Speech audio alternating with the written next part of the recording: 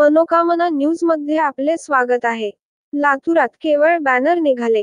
लोखंडी सापळे कायमच. होर्डिंग काढण्याच्या आदेशाला मालमत्ता धारकाकडून पळवाट काढण्याचा होतोय प्रयत्न. लातूर घाटकोपर येथे होर्डिंग होऊन झालेल्या दुर्घटनेत अनेकांचा जीव गेला. अशी घटना लातूर शहरात घडू नये.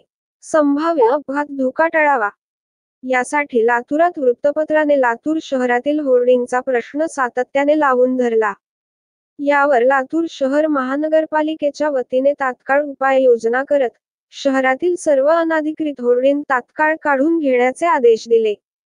जे अधिकृत होर्डिंग आहेत त्याचे सकृत ऑडिट करण्याचेही आदेश दिले.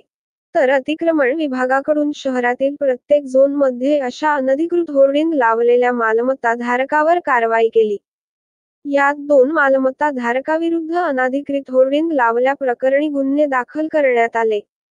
महानगरपालिकेच्या या कारवाईमुळे मालमत्ता धारकांनी आपले अनधिकृत होर्डिंग काढून घेण्यापेक्षा त्यावर जाहिरातीसाठी लावलेले बॅनर काढून टाकले आणि लोखंडी होर्डिंगसाठी निर्माण केलेले सापळे तसेच कायम आहेत.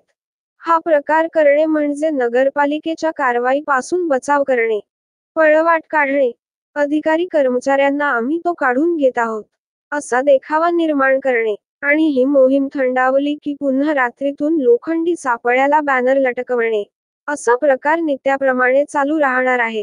यावर महानगरपालिकेकडून या लोखंडी उभ्या असलेल्या सापळ्यांना मालमत्ता धारकाकडून काढून टाकण्यासाठी पुन्हा कारवाई करणार की गुन्हे दाखल करणार की या मोकळ्या सापळ्यामुळे अपघात झाल्यावरच महानगरपालिकेला जाग येणार का, असा सवाल नागरिकांतून विचारला जात आहे.